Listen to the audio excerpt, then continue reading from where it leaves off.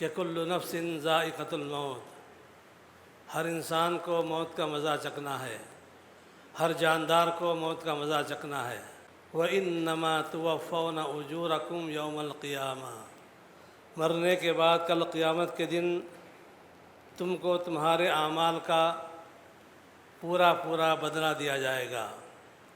فَمَنْ زُحْزِحَ عَنِ النَّارِ، جو کل قیامت کے دن جہنم سے دور کر دیا جائے، وَأُدْخِلَ الْجَنَّةَ، اور جنت میں داخل کر دیا جائے، فقد فاز، وہی شخص کامیاب ہے۔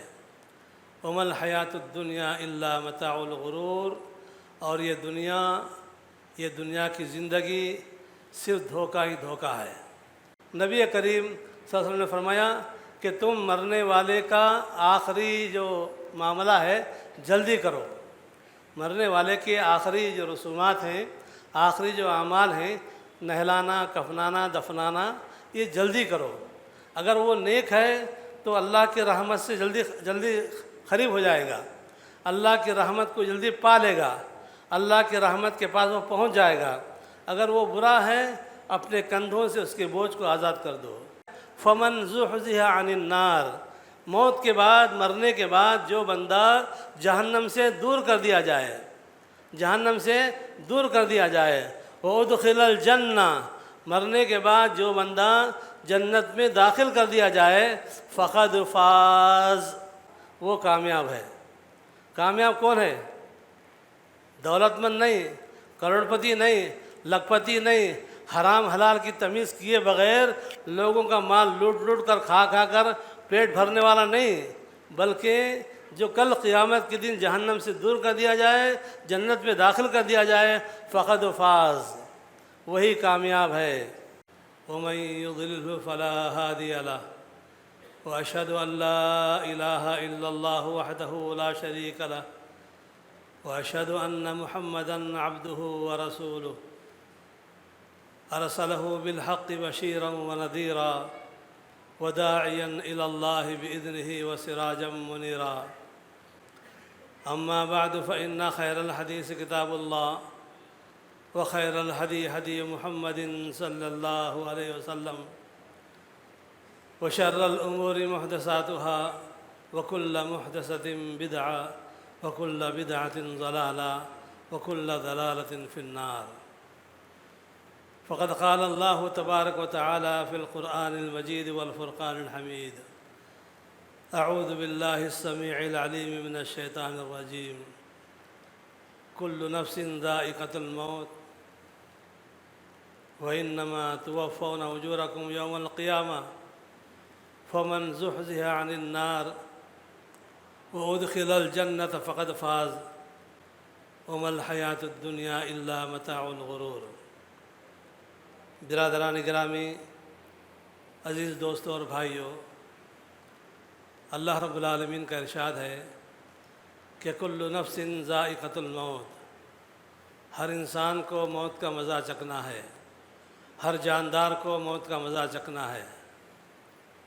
کل نفس ذائقۃ الموت وإنما توفون أجوركم یوم القیامہ، مرنے کے بعد کل قیامت کے دن تم کو تمہارے اعمال کا پورا بدلہ دیا جائے گا۔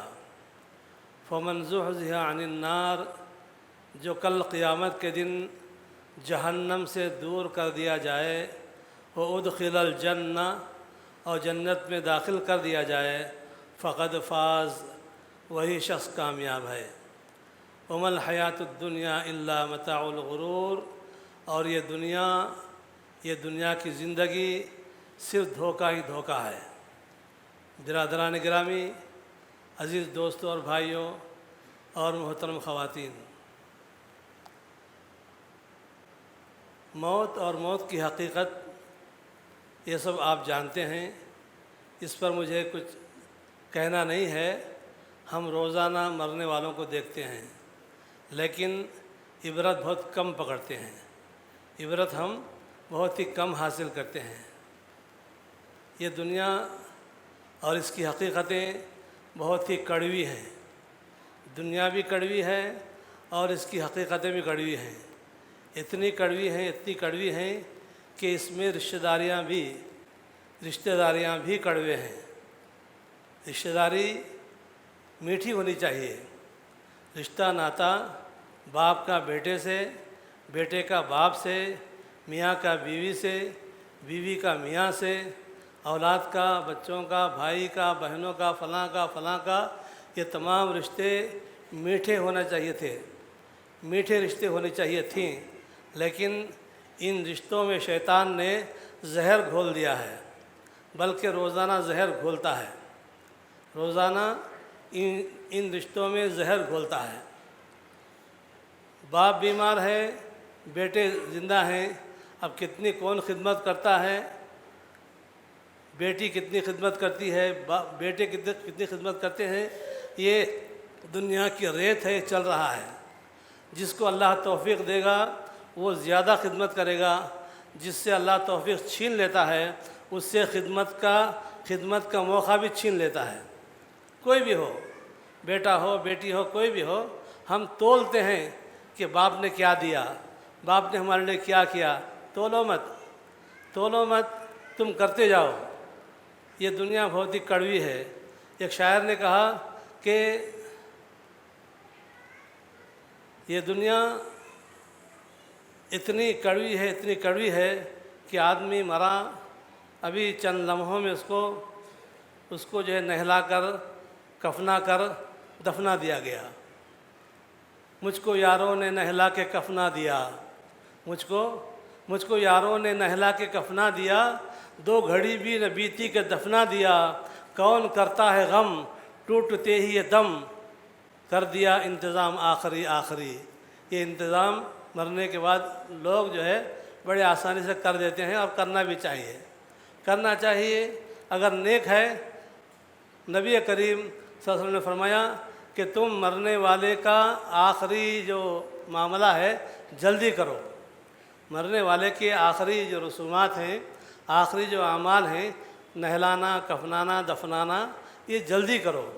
اگر وہ نیک ہے تو اللہ کی رحمت سے جلدی قریب ہو جائے گا، اللہ کی رحمت کو جلدی پا لے گا، اللہ کی رحمت کے پاس وہ پہنچ جائے گا۔ اگر وہ برا ہے، اپنے کندھوں سے اس کے بوجھ کو آزاد کر دو۔ یہ کندھے ہیں نا، یہ کندھے، انسان کے کندھے، یہ زندگی میں کسی کو کندھا نہیں دیتے۔ زندگی میں ہم کسی کو کندھا نہیں دیتے۔ کندھا کب دیتے ہیں؟ انسان کے مرنے کے بعد خبر پہنچتے ہی سب دور یہاں سمٹتی ہیں۔ کسی کے مرنے کی خبر جو ہی پہنچی، جو جتنا دور ہے وہ پہنچ سکتا ہے تو پہنچ جائے گا، وہ پہنچ سکتا ہے۔ خبر پہنچتے ہی سب دور یہاں سمٹتی ہیں، جو موت کرتی ہے وہ زندگی نہیں کرتی۔ یعنی موت لوگوں کو قریب کرتی ہے، زندگی لوگوں کو دور کرتی ہے۔ زندگی لوگوں کو دور کرتی ہے، موت جو ہے لوگوں سے قریب کرتی ہے۔ جو موت کرتی ہے وہ زندگی نہیں کرتی۔ یہ دنیا کی کڑوی حقیقت ہے۔ لوگوں، اس لیے ہم موت کے بارے میں نبی کریم صلی اللہ علیہ وسلم کا جو ارشاد ہے اس کو ہمیشہ یاد رکھیں۔ اللہ کے نبی کا ارشاد کیا ہے؟ اللہ کے نبی نے فرمایا صلی اللہ علیہ وسلم، اکثروا ذکر ہادم اللذات، لوگوں لذتوں کو ختم کرنے والی کا ذکر تم کثرت سے کیا کرو۔ تم کثرت سے موت کو یاد رکھو، موت کو یاد رکھنے کا مطلب یہ نہیں کہ الموت الموت الموت الموت الموت الموت ہم پڑھتے رہیں موت موت موت موت موت، یہ یاد رکھنا نہیں ہے۔ موت کو صرف جو ہے نام لے کر موت موت موت موت موت یہ یاد رکھنا ہے، اس کو یاد رکھنا نہیں کہتے ہیں۔ موت کو یاد رکھنے کا مطلب یہ ہے کہ آدمی موت کی تیاری کرے، موت کے بعد کی زندگی کی تیاری کرے۔ اللہ رب العالمین نے دو جملوں میں انسان کے کامیاب اور ناکام ہونے کی حقیقت بیان کر دیا ہے۔ 2 ہی جملے۔ پہلا جملہ کیا ہے؟ فمن زحزح عن النار، موت کے بعد، مرنے کے بعد جو بندہ جہنم سے دور کر دیا جائے، وَأُدْخِلَ الْجَنَّةَ، مرنے کے بعد جو بندہ جنت میں داخل کر دیا جائے فقد فاز، فقد فاز، وہ کامیاب ہے۔ کامیاب کون ہے؟ دولت مند نہیں، کروڑ پتی نہیں، لکھ پتی نہیں، حرام حلال کی تمیز کیے بغیر، حرام حلال کی تمیز کیے بغیر لوگوں کا مال لوٹ لوٹ کر کھا کھا کر پیٹ بھرنے والا نہیں، بلکہ جو کل قیامت کے دن جہنم سے دور کر دیا جائے، جنت میں داخل کر دیا جائے، فقد فاز، وہی کامیاب ہے۔ اللہ رب العالمین نے اس آیت کو ختم کرتے فرمایا وَمَا الْحَيَاةُ الدُّنْيَا إِلَّا مَتَاعُ الْغُرُورِ، لوگو تم دنیا کو سب کچھ سمجھ رہے ہو، دنیا کو تم سب کچھ سمجھ رہے ہو، دنیا کچھ بھی نہیں ہے، دنیا کچھ بھی نہیں ہے، کتنا بھی کما لو، کتنے بھی بڑے بڑے بلڈنگیں کھڑا کر لو، جتنا بھی تم بینک بیلنس بنا لو، لیکن جب مرتے ہیں، بہت بڑا بادشاہ تھا، بڑا یہ فاتح تھا، آدھی سے زیادہ دنیا کو جس نے فتح کیا تھا، اس نے سکندر اعظم نے اپنے مرنے سے پہلے اپنے وارثین کو یہ وصیت کی تھی کہ جب میں مر جاؤں، جب مجھے کفن پہنایا جائے تو میرے دونوں ہاتھوں کو کفن سے باہر رکھنا، میرے دونوں ہاتھوں کو کفن سے باہر رکھنا، اندر نہیں رکھنا۔ کیوں؟ لوگ یہ دیکھ کر عبرت پکڑیں کہ آدھی دنیا سے زیادہ کمانے والا ہمارے پاس کیا ہے بھائی؟ ہم آج کل کے دولت مند ہیں نا، ہم آج کل کے دولت مند ہیں، اللہ تعالیٰ نے ہم کو آج کل دولت دیا ہے، اب آج کل دے یا باپ دادا کو دے یہ اللہ کی مرضی ہے، جس کو بھی دولت دیتا ہے۔ یہ ہم آج کل کے دولت مند آج تھوڑا سا کما لیے تو جو ہے ہم جو اتراتے ہیں۔ سکندر اعظم آدھی سے زیادہ دنیا کو فتح کرنے والا، آدھی سے زیادہ دنیا کو جو ہے اپنی مٹھی میں لینے والا کہتا ہے کہ جب میں مر جاؤں تو میرے دونوں ہاتھوں کو کفن سے باہر رکھنا تاکہ لوگ عبرت پکڑیں۔ شاعر کہتا ہے لایا تھا کیا سکندر، لایا تھا کیا سکندر، سکندر دنیا میں کیا لے کے آیا، خالی ہاتھ آیا تھا۔ لایا تھا کیا سکندر، دنیا سے لے گیا کیا، دنیا میں آیا خالی ہاتھ، دنیا میں خالی ہاتھ آیا، ننگے بدن سے آیا، خالی ہاتھ آیا، ننگے بدن سے آیا۔ انسان کی زندگی کتنی ہے؟ انسان کی زندگی کو ایک شاعر نے دو الفاظ میں بیان کیا ہے، دو ہی لفظ میں۔ کہتا ہے بڑی عجیب ہے تاریخ دور زندگانی بھی، یہ انسانی زندگی کی تاریخ بہت ہی مختصر ہے، بڑی ہی مختصر ہے تاریخ دور زندگانی بھی، کسی کی گود میں آنا، کسی کے دوش پہ جانا۔ انسان کی تاریخ کیا ہے؟ انسان کی تاریخ دو جملے میں ہے۔ جب پیدا ہوتا ہے تو دائی کے گود میں آتا ہے، نانی کے دادی کے گود میں آتا ہے، یعنی پیدا ہونے کے بعد بچے کو گود میں لیتے ہیں، جب مر جاتا ہے تو کندھوں پر لیتے ہیں۔ کسی کی گود میں آنا، کسی کے دوش پہ جانا، یعنی دونوں حالتیں جو مجبوری کی ہیں۔ بچہ پیدا ہوتا ہے تو بھی مجبور ہے، چلنے پھرنے سے مجبور ہے، جب مر جاتا ہے تب بھی مجبور ہے، لیکن دونوں میں فرق یہ ہے کہ کوئی گود میں لیتا ہے، کوئی جو کندھوں پر لیتا ہے، یہ حقیقت ہے، یاد رکھیں۔ اس لیے ہم اس مختصر سی زندگی میں حلال کمائیں، حرام سے بچیں، چاہے حرام کاروبار ہو، چاہے حرام جو ہے مال جمع کرنا ہو، چاہے کسی بھی طریقے کا حرام پیسہ ہو، اس سے بچیں، اپنا نقصان بھی کر لیں لیکن حرام سے بچیں، انشاءاللہ زندگی اور آخرت کامیاب ہے۔ ورنہ دنیا میں جو ہے ہم سب کچھ کر سکتے ہیں، لیکن آخرت میں ہماری بولتی بند ہو جائے گی۔ موت کو یاد رکھنے کے بارے میں اللہ کے رسول صلی اللہ علیہ وسلم نے فرمایا اکثروا ذکر ہادم اللذات، کہ لوگوں تم لذتوں کو ختم کرنے والی کو کثرت سے یاد رکھو، کثرت سے تم یاد رکھو، ہمیشہ یاد رکھو، اٹھتے بیٹھتے چلتے پھرتے سوتے جاگتے ہر لمحہ موت کو یاد رکھو۔ اور موت کو یاد رکھنے کا جو طریقہ ہے وہ اللہ والوں نے کیا اختیار کیا؟ اللہ والوں نے موت کو یاد رکھنے کا کیا طریقہ اختیار کیا؟ کہتے ہیں کہ حضرت عمر بن خطاب عمر بن خطاب رضی اللہ تعالیٰ عنہ کے ہاتھ میں انگوٹھی تھی، ان کے ہاتھ میں. انہوں نے انگوٹھی میں جو ہے ایک جملہ نقش کیا تھا، نقش کروایا تھا انگوٹھی میں. جملہ کیا تھا؟ جملہ تھا کفا بالموت واعدہ یا عمر. اے عمر، نصیحت حاصل کرنے کے لیے موت کافی ہے، نصیحت حاصل کرنے کے لیے موت کافی ہے. مرنے کا وہ لمحہ اگر تو یہ عبرت پکڑنا ہے، نصیحت حاصل کرنا ہے تو یہ کافی ہے. کفا بالموت واعدہ یا عمر. اے عمر، تو موت کو عبرت کی نگاہ سے دیکھ. یہ کون لکھتے ہیں؟ حضرت عمر بن خطاب رضی اللہ تعالیٰ عنہ. کویت کا بادشاہ، جس کی دولت، جس کا دھن، جس کی بول کتنی اونچی ہے، کتنی بڑی ہے، سب جانتے ہیں سیاسی طور پر. بادشاہ کا جو محل ہے، کویت کے بادشاہ کا جو اس کا محل ہے جس میں وہ رہتا ہے، گھر ہے، ہم گھر کہتے ہیں، وہ لوگ گسر کہتے ہیں، قصر ہے، بہت بڑا محل ہے.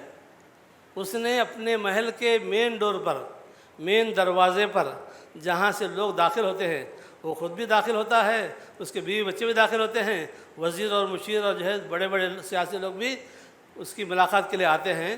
تو اس نے مین ڈور کے چوکھٹ کے اوپر، چوکھٹ کی اوپر کی جو پٹی ہے، اس میں اس نے جو ہے ایک لفظ جو ہے کندہ کیا ہے. اس نے ایک لفظ اس نے لکھ کر جو ہے اس کو جو ہے نقش کر دیا ہے. وہ لفظ کیا ہے؟ اس نے کوئی صرف فاتحہ نہیں لکھا، کوئی جو ہے بڑی چوڑی لمبی عبارت نہیں لکھا.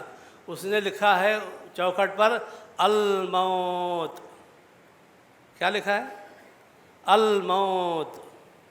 موت ہے، موت، موت ہے، یاد رکھیں، سب کو مرنا ہے، سب کو مرنا ہے. یہ دوریاں جب تک انسان جی رہا ہے، چاہے کمزور ہو، بوڑھا ہو، کتنا بھی لاغر ہو، بیمار ہو، جیسا بھی ہو، اپنے بدن کو خود کھینچتا ہے، اپنے بدن کو یہ خود کھینچتا ہے.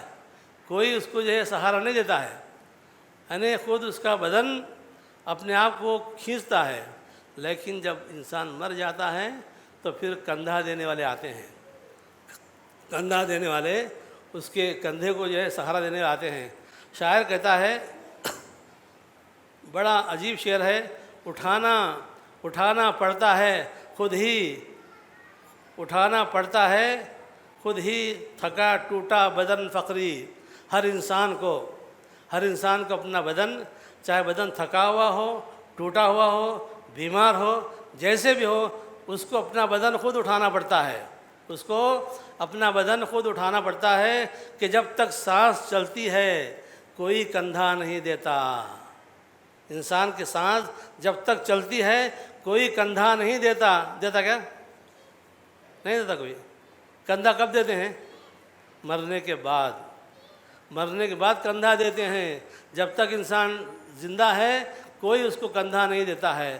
یہ دنیا کی حقیقت ہے، یہ دنیا کی حقیقت ہے. اس کو ہم یاد رکھیں اور تکبر، غرور، گھمنڈ وغیرہ وغیرہ وغیرہ سے ہم اپنے آپ کو بچائیں. عاجزی، انکساری، اور اپنے آپ کو جو ہے دوسروں سے کمتر سمجھنا، اور ہر ایک سے جو ہے عزت سے، احترام سے بات کرنا، ہر ایک کے ساتھ جو اچھے معاملہ کرنا، یہ دنیا میں ضروری ہے.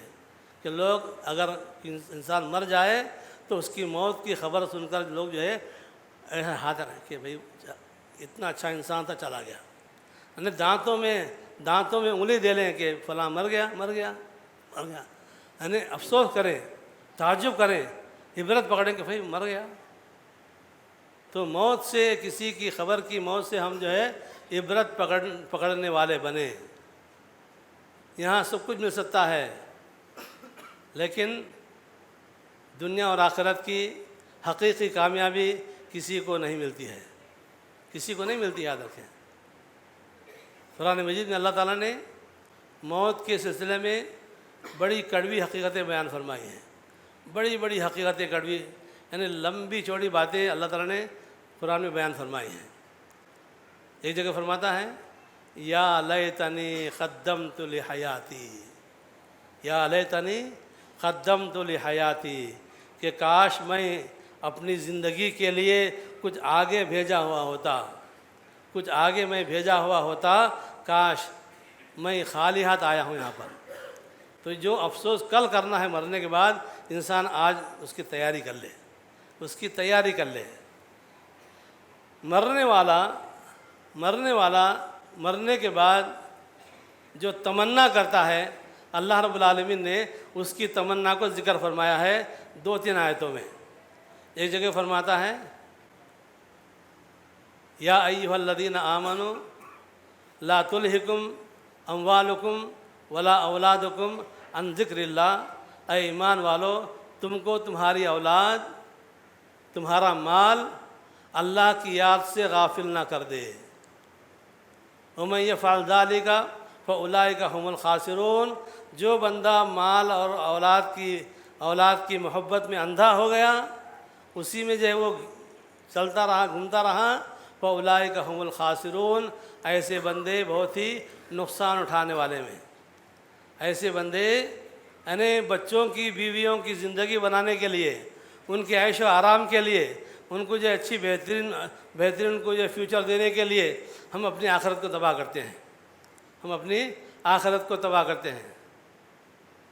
ایک ہمارے احباب میں سے ایک شخص تھا جس نے سعودی عرب میں اپنی بیوی بچوں کو بلایا۔ اب بچی تھوڑا سا جو ہے بڑی ہو رہی تھی، موبائل کا بھی نیا دور تھا، تو بچی جو ہے موبائل میں جو ہے پتہ نہیں کیا کیا غلط چیزیں دیکھ رہی تھی۔ تو اس کی بیوی نے کہا کہ بھئی بچی بڑی ہو رہی ہے، شوہر سے کہتی ہے کہ بچی بڑی ہو رہی ہے، تم ایسا کرو، اس کو موبائل سے دور رکھنے کے لیے گھر میں ٹی وی لگا دو، ٹی وی لگاؤ، بچی اس میں جو ہے مشغول رہے گی اور جو اپنا کام کرتے رہے گی۔ اب اس نے بیوی کی خواہش اور بچی کی خواہش کو پوری کرنے کے لیے ٹی وی لگا دیا۔ اب ٹی وی کیا ہے؟ ٹی وی کیا ہے؟ یہ شیطان کا جو ہے بولتا ہوا جو ہے ڈبہ ہے، شیطان بولتا ہے اس میں۔ اب جو ٹی وی لگایا تو شوہر جو ہے باہر کام کر رہا ہے، دنیا کما رہا ہے بچوں کو کھلانے کے لیے، 15 دن باہر کا کھاتے ہیں رات میں، 15 دن گھر میں بنتا ہے، روزانہ کا ناشتہ وہ باہر کرتا ہے، یہ لوگ دن میں جو ہے پروٹھے بنا کے کھاتے ہیں۔ یہ ان کی حالت تھی۔ بعد میں کیا ہوا؟ بعد میں یہ ہوا کہ جس بیٹی کو بچانے کے لیے اس نے گھر میں ٹی وی لگایا تھا، وہی ٹی وی بیٹی کو برباد کر دی، وہاں رہتی وہ برباد ہو رہے تھے، یہاں جو ہے بہت آسانی سے برباد ہو سکتے ہیں۔ تو اللہ تعالیٰ فرماتا ہے وَأَنفِقُوا مِمَّا رَزَقْنَاكُمْ، لوگوں تم انفاق کرو، خیرات کرو، خرچ کرو، اللہ کی راہ میں دو۔ وَأَنفِقُوا مِمَّا رَزَقْنَاكُمْ مِن قَبْلِ أَن يَأْتِيَ أَحَدَكُمُ الْمَوْتُ، قبل اس کے کہ تم کو موت آ جائے، قبل اس کے کہ تم مر جاؤ، مرنے سے پہلے تم صدقہ اور خیرات کر لو۔ کیوں؟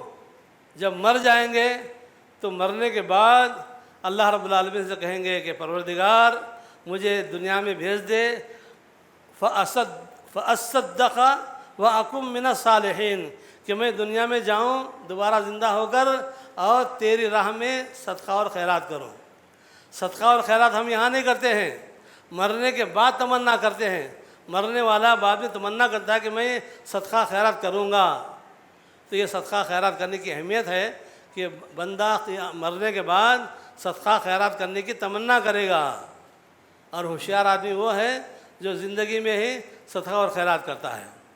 صدقہ اور خیرات کے سلسلے میں ایک بات یاد رکھیں، وہ یہ ہے کہ ہم صدقہ اور خیرات آنکھیں کھول کر دیں کہ ہم کس کو دے رہے ہیں، کس کو دے رہے ہیں۔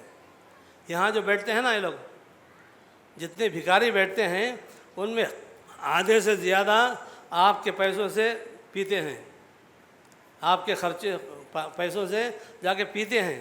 ان کو دینا ثواب نہیں، یاد رکھیں۔ تو گویا ہم جو ہے ان کے گناہ میں اور جو ہے ان کی مدد کر رہے ہیں۔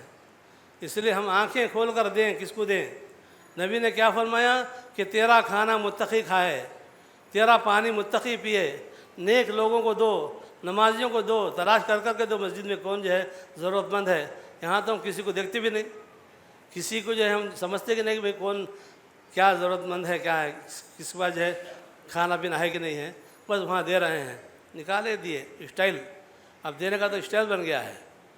تو اللہ تعالیٰ فرماتا ہے کہ فَأَصَّدَّقَ وَأَكُن مِّنَ الصَّالِحِينَ، کل قیامت کے دن تمنا کرے گا کہ پروردگار مجھے دنیا میں بھیج دے، میں صدقہ خیرات کر کے آؤں گا۔ تو صدقہ خیرات کرنے کی یہ فضیلت ہے۔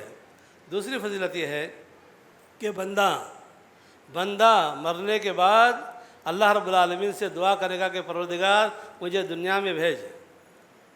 رب ارجعون، سورہ مؤمنون کی آیت ہے، ربی ارجعونی، پروردگار مجھے لوٹا دے دنیا میں، لعلی اعمل صالحا فیما ترکت، کہ میں دنیا میں جا کر عمل صالح کروں۔ آج عمل صالح کرنا بھاری ہے، نیک اعمال کرنا بھاری ہے، نمازوں کو اہتمام سے جماعت سے پڑھنا بھاری ہے۔ کل مرنے کے بعد تمنا کریں گے، آرزو کریں گے، رب ارجعون، پروردگار مجھے دنیا میں بھیج دے، لعلی اعمل صالحا، تاکہ میں نیک کام کروں۔ تو وہ بات کی، مرنے کے بعد کی تمنا، ہم ابھی زندے ہیں، ہوش میں ہیں، تو اپنی زندگی کو بنائیں، اپنی آخرت کی تیاری کریں۔ اکثر ذکر حازم اللذات، تو یہ موت کی جو حقیقتیں ہیں، مرنے والے مرتے ہیں، آپ اپنی آخرت کو یا تو بناتے ہیں یا بگاڑتے ہیں۔ تو زندوں کا کیا کام بنتا ہے؟ مرنے والوں کے لیے زندوں کا یہ کام بنتا ہے کہ ان کو احترام سے، ادب سے، عزت سے جو ہے دنیا سے رخصت کریں۔ اور اسلام اتنا پیارا مذہب ہے، اتنا پیارا مذہب ہے کہ ہم کو یہ حکم دیا گیا ہے کہ اس کو ایسے ہی غسل دیں جیسے ہم زندے غسل کرتے ہیں، ایسے ہی اس کو کپڑے پہنائیں جیسے ہم زندے کپڑے پہنتے ہیں، اور بہت ہی عزت سے، اکرام سے دعائیں پڑھتے ہوئے اس کو قبر تک پہنچائیں۔ نبی کریم صلی اللہ علیہ وسلم نے زندوں کے لیے، مرنے والوں کے حق میں 2 نصیحتیں فرمائی ہیں۔ ایک نصیحت یہ ہے کہ جس کی انتقال کی خبر ہم کو ملے تو ہم اس کے جنازے میں شریک ہوں۔ یہ حکم جو ہے مردوں کو ہے، عورتوں کو نہیں ہے۔ اگر عورتیں روٹین کی نمازوں میں آتی ہیں، مسجد میں موجود ہیں، جماعت میں حاضر ہیں، جنازہ آ گیا ہے تو پڑھ سکتی ہیں۔ خصوصاً جنازہ پڑھنے کے لیے جو ہے آنا، نماز جنازہ پڑھنے کے لیے خصوصاً مسجدوں کا آنا، کبھی زندگی میں مسجد کو نہیں آئے گی، نہ واز سننے کے لیے، نہ بیان سننے کے لیے، نہ جمعہ کے لیے آئے گی، نہ جماعت میں آئے گی، کبھی نہیں آئے گی۔ جب بھائی مرتا ہے، بیٹا مرتا ہے، شوہر مرتا ہے، تو پھر جو ہے اوڑھ کے جو آگے جو ہے جنازے میں شریک ہوتی ہیں۔ تو یہ ایسا شریک ہونا جائز نہیں ہے۔ جو روزانہ آتی ہیں عورتیں، ان کے لیے یہ ہے کہ نماز جنازہ پڑھنے والا، اللہ کے رسول صلی اللہ علیہ وسلم نے فرمایا کہ جو کسی مسلمان کی جنازے کی نماز پڑھے گا، اس کو اللہ تعالیٰ ایک قیرات ثواب دے گا۔ صحابہ کرام نے پوچھا کہ اللہ کے نبی یہ قیرات کیا ہے؟ تو اللہ کے نبی نے فرمایا جبل عظیم، یہ قیرات ایک بہت بڑے پہاڑ کو کہتے ہیں۔ ایک روایت میں آتا ہے کہ وہ پہاڑ مدینہ منورہ کا احد کا پہاڑ ہے۔ احد کے پہاڑ کے برابر جنازے کی نماز پڑھنے والے کو ثواب ملے گا۔ جتنا احد کا پہاڑ ہے، جتنا لمبا، جتنا چوڑا، اتنا ثواب زندوں کو نماز جنازہ میں شرکت کرنے پر ملتا ہے۔ ایک پہاڑ کس کو کہتے ہیں؟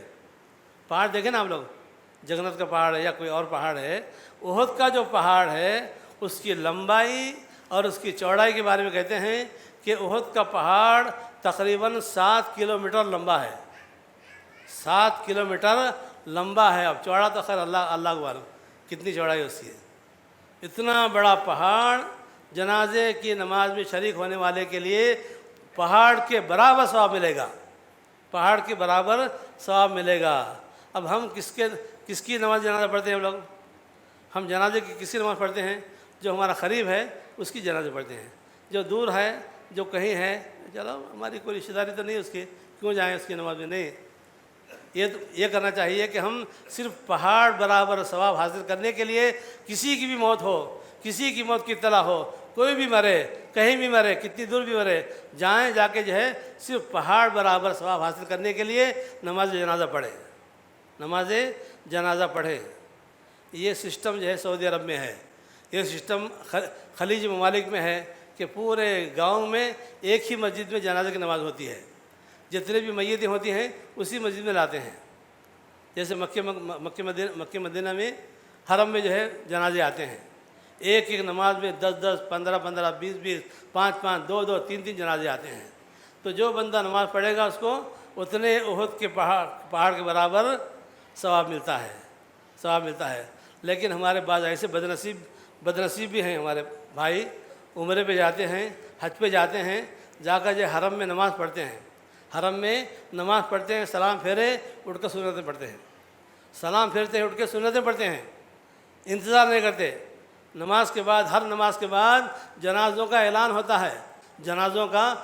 ہوتا ہے کہ لوگوں ابھی نماز پڑھی جائے گی جنازے کی۔ کسی نماز میں جو ہے 10 15 15 20 20 جنازے آتے ہیں۔ لوگوں کو وہاں ثواب کمانے کا موقع ہے، لیکن ہم جہالت کی وجہ سے، نادانی اور کم علمی کی وجہ سے، یا بعض لوگوں کو علم ہے لیکن پھر بھی جو ہے شیطانی غفلت کی وجہ سے جنازہ چھوڑ دیتے ہیں۔ تو نماز جنازہ پڑھنے کا ثواب ایک احد کے پہاڑ کے برابر ہے۔ اللہ کے نبی نے فرمایا کہ جو بندہ جنازے کی نماز پڑھنے کے بعد اس مسلمان بھائی کو قبرستان میں دفن کرنے تک ساتھ میں جائے گا، دفن تک ساتھ میں رہے گا، اس کو 2 قیراط ثواب ملے گا، 2 قیراط ثواب ملے گا، مطلب 2 احد کے پہاڑ کے برابر اس کو ثواب ملتا ہے، احد کے 2 پہاڑوں کے برابر ثواب ملتا ہے۔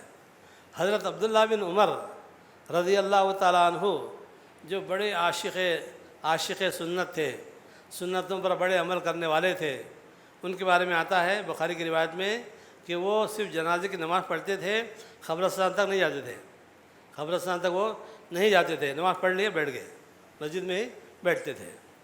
حضرت ابو ہریرہ رضی اللہ تعالیٰ عنہ نے کہا کہ حضرت آپ تو سنتوں کے بڑے جو ہے پابند ہیں، آپ سنت پر عمل کرتے ہیں، یہ کیا ہے کہ آپ جو ہے جنازے کی نماز پڑھ کر بیٹھ جاتے ہیں، قبرستان تک نہیں جاتے ہیں؟ تو انہوں نے کہا کہ ہاں اب بس یہ بھی کافی ہے، انہوں نے کہا کہ یہ بھی کافی ہے۔ تو حضرت ابو ہریرہ رضی اللہ تعالیٰ عنہ نے فرمایا کہ یہ کافی نہیں ہے۔ اللہ کے نبی نے فرمایا کہ جو بندہ نماز کے بعد، جنازے کے بعد قبرستان تک جائے گا اس کو 2 پہاڑ کے برابر ثواب ملتا ہے۔ جب یہ حدیث انہوں نے سنائی ابو ہریرہ رضی اللہ تعالیٰ عنہ نے عبداللہ بن عمر رضی اللہ تعالیٰ عنہ کو، تو عبداللہ بن عمر نے فرمایا یا لیتی کم ضیعنا قراریط، اے میری بدبختی کہ ہم نے کتنے قراریط کو، کتنے احد کے پہاڑ کے برابر ثوابوں کو ہم نے ضائع کر دیا۔ اب یہ ہوتا ہے، غفلت ہے، کسی سے ہو سکتی ہے۔ پھر انہوں نے جو ہے پابندی سے جنازے میں قبرستان تک شرکت کرنے کی انہوں نے اپنی عادت بنائی۔ تو یہ جنازے کی نماز کا ثواب ہے۔ جنازے کی نماز کے مسائل اپنی جگہ ہیں، آپ سنتے رہتے ہیں، تو میں اس میں نہیں جاؤں گا۔ مختصر یہ ہے کہ ہم نماز جنازہ پڑھنے کی کوشش کریں، چاہے کسی کا بھی ہو، پورے گاؤں میں کہیں بھی ہو، جائے صرف نماز کے لیے جائیں، بس صرف نماز پڑھنے کے لیے جا کے جو ہے نماز کا ثواب حاصل کریں۔ اللہ تعالیٰ ہم کو عمل کی توفیق عطا فرمائے، اور اللہ رب العالمین ہم کو موت کو یاد رکھنے والا اور موت کی تیاری کرنے والا اور موت کے بعد کی زندگی کو شان اور شوکت سے بتانے والا ہم کو بنائے، کہ ہم مرنے کے بعد اللہ رب العالمین کی رحمتوں سے، برکتوں سے اور اس کی نوازشوں سے مالا مال ہو جائیں۔ اللہ تعالیٰ ہم کو جو ہے وہاں محروم نہ فرمائے۔ وآخر دعوانا ان الحمد للہ رب العالمین۔